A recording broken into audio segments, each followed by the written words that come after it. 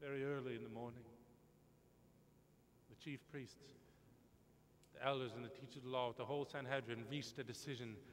They bound Jesus, led him away, and handed him over to Pilate. "Are you the king of the Jews?" asked Pilate. "Yes, it is as you say," Jesus replied. The chief priests accused him of many things, so again Pilate asked him, "Aren't you going to answer? See how many things they are accusing you of." But Jesus still made no reply. And Pilate was amazed.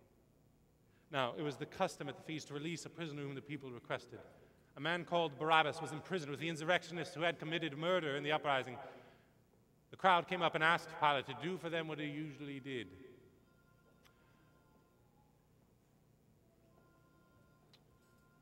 "Do you want me to release to you the king of the Jews?" asked Pilate, knowing it was out of envy that the chief priests had handed him over to them. But the chief priests stirred up the crowd to have Pilate release Barabbas instead. "What shall I do then with the one you call the king of the Jews?" Pilate asked them. "Crucify him!" they shouted. "Why? What crime has he committed?" But they shouted all the louder, "Crucify him!"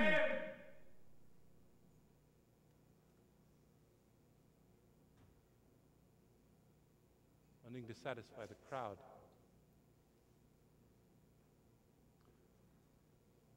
Pilate released Barabbas to them. And he had Jesus flogged and handed him over to be crucified. The soldiers led Jesus away into the palace, that is the praetorium, and called together the whole company of soldiers. They put a purple robe on him, then twisted together a crown of thorns and set it on him. And they began to call out to him, "Hail, King of the Jews!" Again and again they struck him on the head with a staff and spit on him. Falling on their knees, they paid homage to him. And when they had mocked him, they took off the purple robe and put his own clothes on him. Then they led him out to crucify him. A certain man from Cyrene, Simon the father of Alexander and Rufus, was passing by on his way in from the country, and they forced him to carry the cross. They brought Jesus to the place called Golgotha, which means the place of the skull. Then they offered him wine mixed with myrrh, but he did not take it. And they crucified him. Dividing up his clothes, they cast lots to see what each would get. It was the third hour when they crucified him. The written notice of the charge against him read, "The King of the Jews." They crucified two robbers with him, one on his right and the other on his left. Those who passed by hurled insults at him, shaking their heads and saying, "So, you who are going to destroy the temple and build it in 3 days, come down from the cross. Save yourself." In the same way, the chief priests and the teacher of the law mocked him among themselves. "He saved others," they said. "He can't save himself. Let this Christ, this King of Israel, come down now from the cross, that we may see and believe." Those crucified with him also heaped insults on him. At the 6th hour, darkness came over the whole land until the 9th hour. And at the 9th hour, Jesus cried out in a loud voice, "Eloi, Eloi, lama sabachthani," which means, my God, why have you forsaken me?" When some of those standing near heard this, they said, "He's calling Elijah." One man ran, filled a sponge with wine vinegar, put it on a stick, and offered it to Jesus to drink. Now leave him alone. Let's see if Elijah comes to take him down.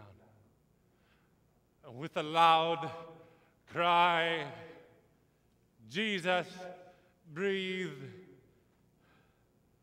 his last.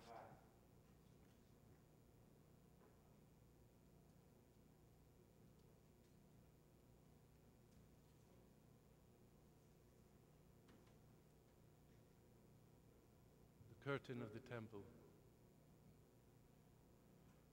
was torn in two, from top to bottom.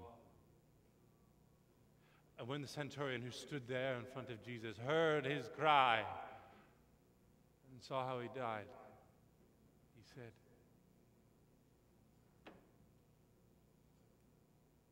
"Surely this man was the Son of God." Some women were watching from a distance. Among them were Mary Magdalene, Mary, the mother of James the younger, and of Joseph, and Salome. In Galilee, these women had followed him and cared for his needs. And many other women who had come up with him to Jerusalem were also there. It was preparation day. That is, the day before the Sabbath. So as evening approached, Joseph of Arimathea went boldly to Pilate and asked for Jesus' body. Pilate was surprised to hear that Jesus was already dead. Summoning the centurion, he asked him if Jesus had already died. When he learned from the centurion that it was so, he gave the body to Joseph. So Joseph bought some linen cloth, took down the body, wrapped it in the linen, and placed it in a tomb cut out of rock. And then he rolled a stone against the entrance of the tomb. Mary Magdalene and Mary, the mother of Joseph, saw where he was laid.